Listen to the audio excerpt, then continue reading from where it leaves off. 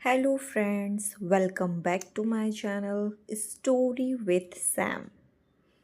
आप सब कैसे हैं? आई होप सब अच्छे होंगे। यदि आप लोग मेरे चैनल पर नए हैं तो पहले चैनल को सब्सक्राइब कर लें।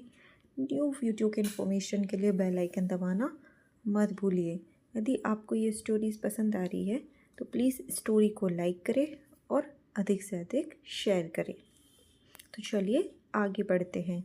आप सब सुन रहे हैं मेरे साथ लव राइवल।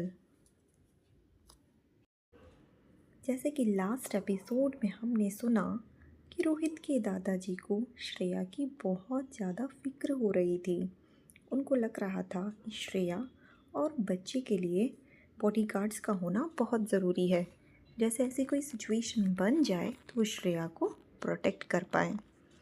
रोहित के दादाजी श्रेया की प्रेगनेंसी को लेकर बहुत ज़्यादा चिंतित थे, क्योंकि उन्हें वो सीन याद आ गया था कि कैसे श्रेया पूल में गिरी होगी और बाहर आने के लिए झटपटा रही होगी। ये सुनकर ही उनको इतना दुख हुआ था कि श्रेया के साथ ऐसा कुछ हो गया। उनका एकदम से दिल बैठ गया था। बट श्रेया ने भी पोलाइटली दादाजी को मना किया और बोला, दादाजी मैं अब ठीक हूँ, मुझे कुछ भी नहीं हुआ है। इस पर दादाजी ने कहा, श्रेया बेटा, आज जैसी घटना आगे भी हो सकती है। आज तो बच्चे को और तुम्हें कुछ नहीं हुआ, पर आगे कुछ हो सकता है, इसलिए तुम्हें अपना ध्यान रखना ही होगा। बट श्रेया ने बोला, दादाजी मैं अपने साथ बॉडीगार्ड्स को नहीं ले जा सकती। मुझे इन सब की तो कोई ज़रूरत ही नहीं है। मैं अपने आप को हाई प्रोफाइल नहीं रखना चाहती। मैं डरती हूँ कि मेरे साथ बहुत सारे बॉडीगार्ड्स चलेंगे तो मैं हाई प्रोफाइल नज़र आऊँगी। इसमें मुझे ऐसा लगता है कि मेरी जान को और ख़तरा हो सकता है। बच्चे की सेफ्टी के लिए मुझे ऐसा लगता है कि मुझे लो प्रोफाइल रहना चाहिए और ये कभी किसी को नहीं पता लगना चाहिए कि मैं रंधावा ख़ानदान की बहू हूँ। मैं अपनी प्रेगनेंसी भी सीक्रेट रखना चाहती हूँ, जिससे कि किसी को कुछ भी पता ना चले और मेरे बच्चे को कोई भी प्रॉब्लम कभी भी ना हो।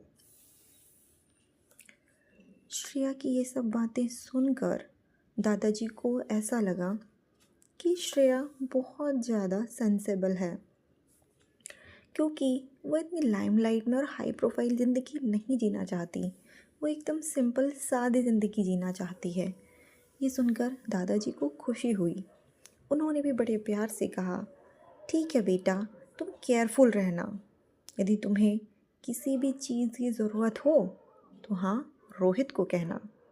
और इन केस कभी ऐसी इमरजेंसी फंस जाए कि तुम रोहित को कांटेक्ट नहीं कर पाओ तो तुम मुझे कॉल करना। इस पर श्रेया ने भी प्यार से कहा, ओके दादाजी, मैं ध्यान रखूँगी। श्रेया दादाजी को गुड बाय कहना चाहती थी, पर इनकी बातें सुनकर रोहित का सब्र का बांध टूटता जा रहा था कि वो खड़े खड़े इन दोनों की बातें सुन रहा था। एक घड़ी तो उसे ऐसा लगा जैसे दादाजी बिल्कुल श्रेया की मुझसे भी ज़्यादा फिक्र करते हैं। पर अब वो बहुत ज़्यादा इम्पेशेंट हो चुका था। उसने श्रेया को ज़ोर से खींचा और कहा, जल्दी चलो। एक तो श्रेया रोहित से हाइट में छोटी थी, इसलिए उसके कदम भी छोटे पड़ते थे। रोहित जल्दी जल्दी आगे बढ़ता जा रहा था और श्रेया उसके कदम को मैच नहीं कर पा रही थी। जैसे ही वो दोनों रंधावा फैमिली के गार्डन की तरफ निकले, तभी उसने एकदम से रोहित को रोकते हुए कहा, प्लीज़ मिस्टर रंधावा, धीरे चलिए, मेरा पेट दुख रहा है। जैसे ही रोहित ने ये सुना कि श्रेया के पेट में दर्द हो रहा है, वो एकदम से रुक गया। उसने पलटकर श्रेया को देखा।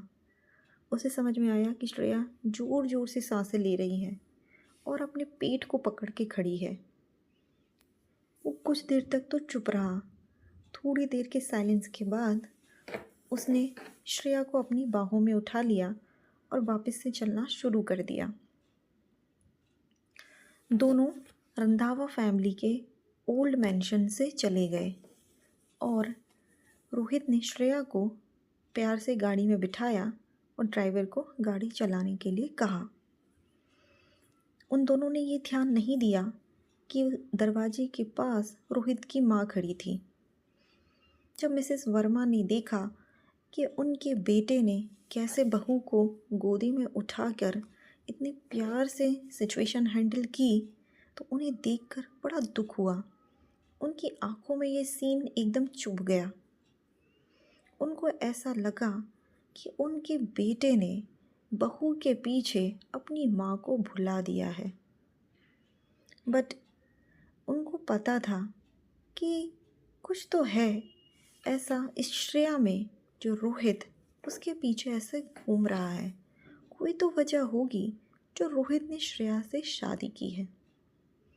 श्रेया एक अच्छी बहू नहीं है और ना ही वो रोहित के लायक है। रिया ही रोहित के लायक है और रंधावा फैमिली की बहू बनने के काबिल भी। यही सब बातें रोहित की माँ के दिमाग में चल रही थी। उनको पता था कि उनकी होने वाली बहू तो रिया ही बनेगी।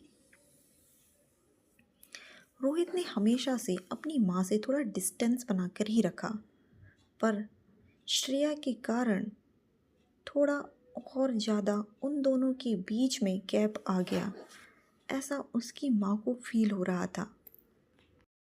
उनको लगा कि वैसे ही तो रोहित और उनके बीच का रिलेशन अच्छा नहीं है और अब श्रेया के आ जाने के कारण बची कुची गुंजाइश भी कम हो गई है, क्योंकि अब उन दोनों को बात करने का मौका बिल्कुल नहीं मिल पाएगा।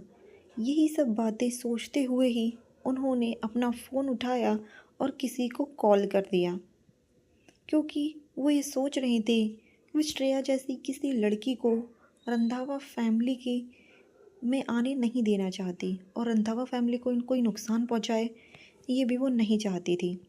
इसलिए उन्होंने जल्दी से कॉल लगा दी। वहीं दूसरी ओर रोहित एकदम दुखी नज़र आ रहा था। कार में उसका चेहरा बिल्कुल उतरा हुआ था। श्रेया को पता था कि वो ऐसा व्यवहार क्यों कर रहा है, इसलिए उसने रोहित से कोई भी क्वेश्चन नहीं किया।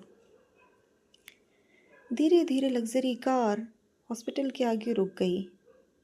आर हॉस्पिटल को देखकर श्रेया ने पूछा कि हम यहाँ पे क्यों आए हैं। तभी रोहित ने डोर ओपन किया और श्रेया को कार से बाहर निकाला और श्रेया प्रॉपर खड़ी भी नहीं हो पाई थी। इतनी देर में ही रोहित ने उसे अपनी बाहों में उठा लिया।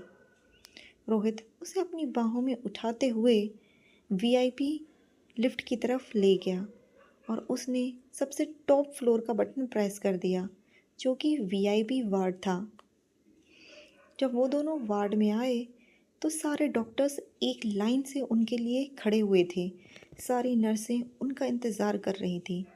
रोहित ने श्रेया को बेड पर आराम से रखा और सभी को ऑर्डर देते हुए कहा, जल्दी से इसको चेक करो।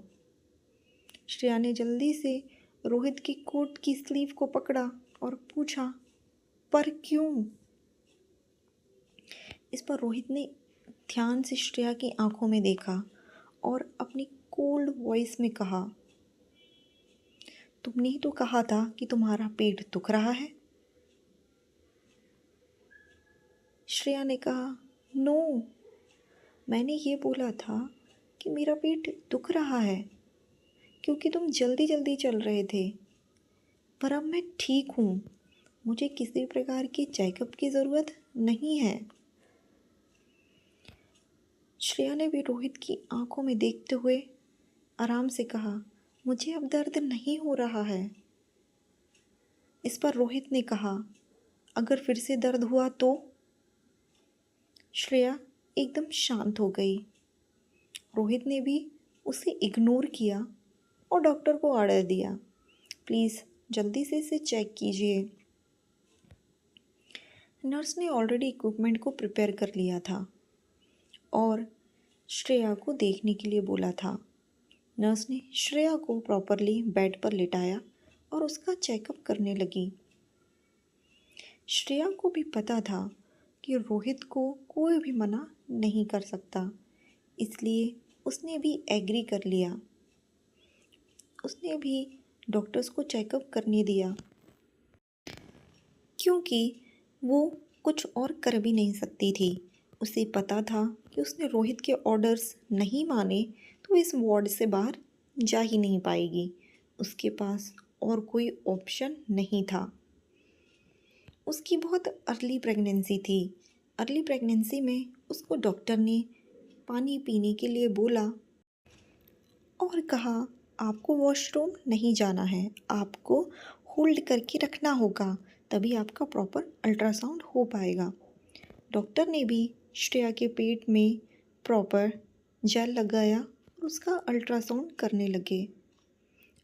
श्रेया को भी कुछ ठंडा ठंडा महसूस हुआ, पर जैसे ही डॉक्टर ने इक्विपमेंट चलाया, वहीं स्क्रीन पर black and white image display होने लगी। डॉक्टर ने बहुत धीरे धीरे पूरा चेकअप किया और रोहित को एक्सप्लेन करने लगी, मिस्टर रंधावा, ये देखिए आपके बच्चे की हार्ट बीट आ गई है। देखिए, ये फर्स्ट टाइम था जब रोहित ने लाइफ में ऐसा कुछ एक्सपीरियंस किया था।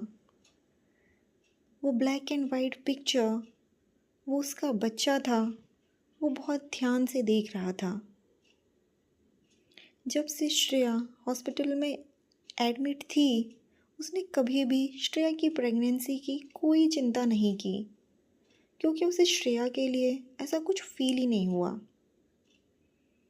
इस मोमेंट पर उसने जब अल्ट्रासाउंड को देखा तो उसके मन में कुछ स्ट्रेंज फीलिंग आई। उसके दिल में ऐसा महसूस हुआ कि मैं फादर बनने वाला हूँ। उसे एकदम बहुत खुशी महसूस हुई। ये तो बहुत खुशी की बात है। पर जब वो अपने मन में इतना खुश हो रहा था, उसी समय उसे दिल में थोड़ा बुरा भी लगा, क्योंकि वो अभी फादर बनने के लिए रेडी नहीं था और वो चाहता था कि रिया उसके बच्चे की माँ बने। इसलिए शायद उसको थोड़ा दुख भी था।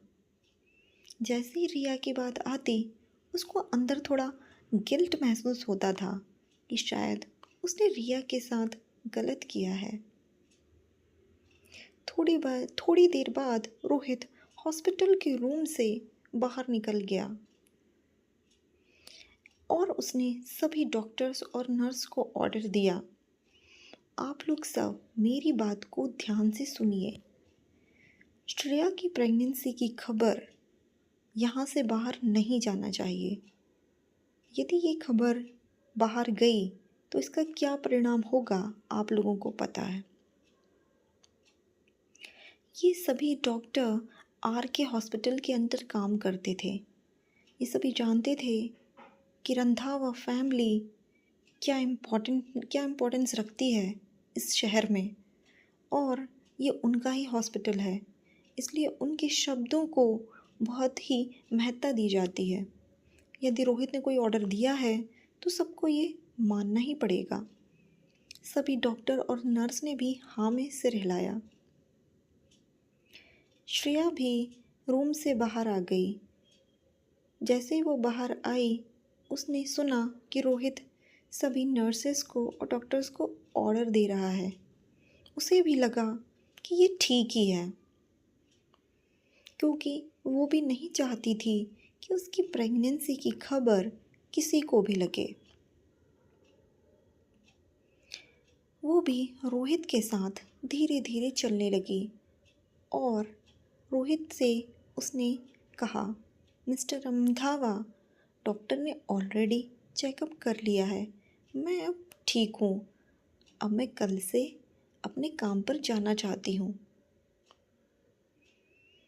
इस पर रोहित ने कहा, तुम अभी भी काम करना चाहती हो? रोहित ने एक नज़र श्रेया पे मारी और वार्ड से निकल गया। रोहित का एक हाथ उसके पॉकेट में था और वो बहुत जल्दी जल्दी चल रहा था।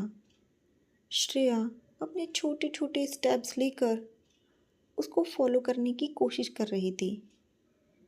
श्रेया ने रोहित से कहा, मैं काम पर जा सकती हूँ, मैं ठीक हूँ।